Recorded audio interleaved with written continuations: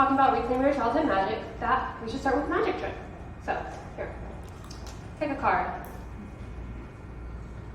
Not that one. No, I'm just kidding, it doesn't matter. Okay, do you see the card? Memorize the card, I'm not looking. Show everyone else the card. Some of the people might not be able to see. You got the card? Okay, you can put it back. Okay.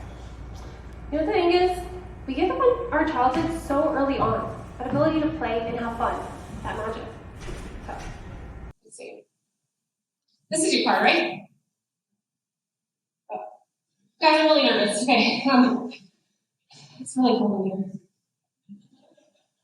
This is your card. You're joking. One for you. This is your card. You know what? That's the thing about magic. Sometimes we want it to go a certain way, but oftentimes there are still magical moments in the unexpected. I hope it'll last a little bit in my film magic trick. Ask me what I wanted to be when I grew up. I wanted to work in the social sciences.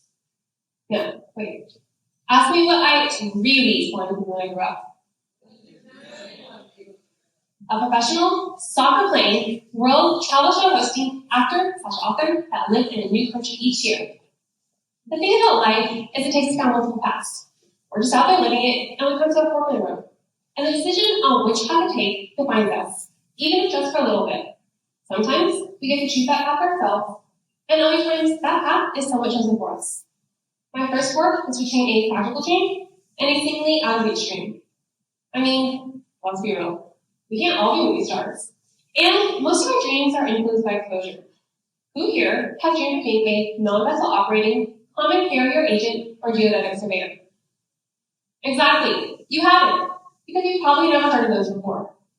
I had a lot of dreams growing up, but slowly they faded away. Club soccer was too expensive, so I went that dream. I tried many casting calls, but my parents worked full-time and couldn't afford to be driving me all over the place. Goodbye acting. And as much as I wanted to travel all over the world, it was just too much money for a 16-year-old. I took the path for the more practical dream. Next up, my brilliant 8-year plan.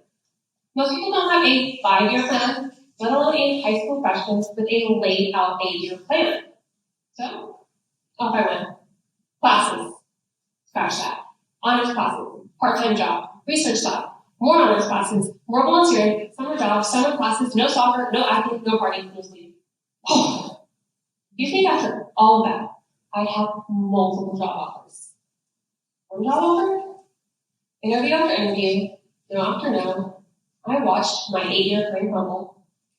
Eventually, I settled into a low-wage food service job, feeling like a complete failure. Have you heard of temp jobs? They're great. They don't pay the best, but they can be a foot in the door. Within a week, I was working a temp job entering data for a financial firm. What a change. I had weekends off, was making just under a livable wage, and got to go home every day with a massive headache. Seriously, what is it with these small cubicles and that awful artificial light that we think is anyway conducive to health and productivity? It wasn't one of those jobs I looked forward to going to every day, and it certainly wasn't in my 8-year plan, but maybe there was something there. You know what's so cool about the age we live in? All of the access to information, university lectures, and the mind's greatest eyes, all for free. My job, entering data, was mundane enough that I could plug in for 8 hours a day and soak in all of that information out. Something sparked. It felt a little like magic. Maybe it's not 8 hours a day. Maybe it's 15 minutes in the shower or on the way to work. These are everyday moments to soak in the magic, the knowledge of the world. Even better, I was exposed to a new career. Finally, a real-life application to Boreal class. I realized that from this, maybe there was an opportunity to learn and grow within this day job and go back and serve my community who also grew up without financial literacy. Every day involved going to work, entering data, listening to audio courses, and applying for jobs on the side. Gotta keep all options open. And so one day, an old internship director of mine reached out for a potential interview. We met another fork in the road. This one, I didn't have as much control over. Either I landed the interview, got the job, and achieved my dream, or I didn't get the interview, and I continued on a new job at the financial firm. Either way, with the right mindset, it was going to be a success. Well, I got the job.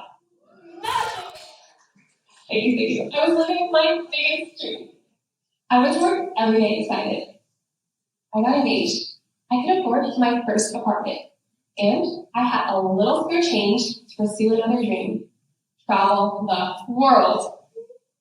But for a little problem, I only had 2 weeks of PTO, and I really wasn't making that much money. So, I looked in my backyard. Did you know we have so much international influence in our state? You can visit the Eiffel Tower of Paris, Texas, the San Serena Mountains, visit the Texas wine country, and so much more. We have so many affordable weekend getaways to feel like you traveled somewhere far away, or return home on Monday energized and ready to tackle the week. This quickly became the weekly schedule of my husband and I. It was our magic on a budget. I had found my happily ever after. Turns out, other people were also looking for weekend getaways too, and we're surprised at what we found. We were taking these trips, posting on social media, and people were taking notice. I realized I enjoyed inspiring all these people to find these weekend getaways. I started pulling into those audio courses, going to networking meetings, learning about marketing and SEO. Anything to be an expert in this strange new blogging world I found myself in. I could live my dream and get paid for this other dream on the side. Here I was, thinking my fairy tale was over. Hello, corporate world. We meet again. This side hustle was turning into a full hustle. I had spent over a decade working towards my practical dream, only to find an opportunity to revisit that childhood out-of-reach dream I thought I'd given up on. Except I hadn't given up on it. I just put it to the side. Choosing stability does not have to be the end of our dream. Instead, it can be the launching pad that fuels that next goal. Because I chose stability, I was able to do what I did for love, instead of money, and it took me the financial freedom to travel in the first place. No matter where you're at in life, even if it's a crappy job, I hope you're able to find the magic in the moments while working towards that next goal. Life takes us down so many different paths that are less than desirable. Oftentimes, there are opportunities within that are only available because of that situation. We can simultaneously find the beauty in the moment while working towards that big dream. In fact, when we open ourselves up to the magic in front of us, the wonder and joy of something we never considered, we open ourselves up to opportunities that were only available because of that situation. Take Maldives and Galveston, for example. Who here dreams of going to Maldives? Yeah. Who here dreams of going to Galveston? Whenever I talk about Galveston, I always hear, the water is so gross, or Galveston is so nasty. But when I think of Galveston, I think of pirates in Texas, of sitting in a pool, palm trees above, margarita in hand, of gorgeous aquariums and sunsets of pier. When I think of that dirty water, I'm reminded of a trip I took with the artist book where I learned that dirty meant life, and that things were growing and thriving, and how that played a critical role in the environment around us. It's not that Maldives is better than Galveston. They're just different. And you can spend your whole time hearing how Galveston isn't Maldives, or you can find the wonder and magic of Galveston. In fact, did you know the best part of a trip isn't the trip itself?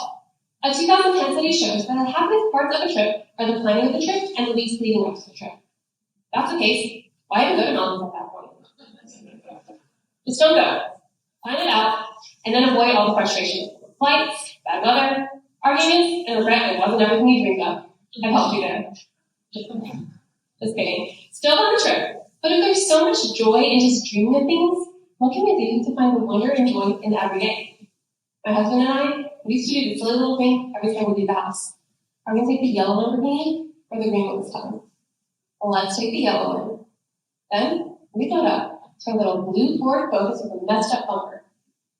For a second, there was a spark, a dream, a little bit of magic, and pretending our car was something crazy cool as we made our way to Maldives or Galveston. Actually, I think Galveston is the best comparison. The Texas rivers. Some of them are crystal clear. Sometimes you can sit in those rivers and picture yourself in the Caribbean or the Maldives.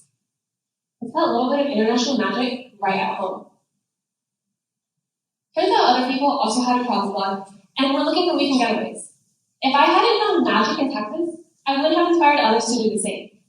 By finding joy in the everyday, I created space for magic things for my life, set the stage for a whole new career.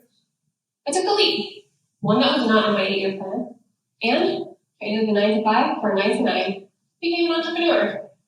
I wouldn't change a thing. I've been called the ruiner of all things decent, the worst thing since Pac-Man, and that I should travel to a trash compactor. An influencer. I can deny that posting photos on social media was the launching pad for becoming a digital marketing specialist, but influencer just doesn't feel like the right word anymore.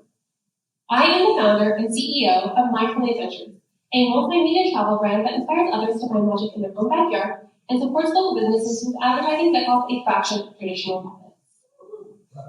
We employ adventurous people who get to travel and create their own schedules. We all get to live our dreams. With a reach of over 200 million monthly, we funnel income back into our small towns and local communities and inspire millions to travel and support local while contributing over $5 million back in media spend to the Texas economy. Life is pretty good, but who knows what else is out there? Right now, I'm revisiting that childhood TV show after a dream. The thing about dreams, especially now, is that there are so many different paths that reach that same desire. I remember listening to a conference where a man told Tony Robbins that he wanted to be a millionaire. And Tony responded, "Why do you want to be a millionaire?" And that got me thinking about my why. Why did I want to be an actor? Was it for the fame or the fortune? Actually, it was much more simple than that.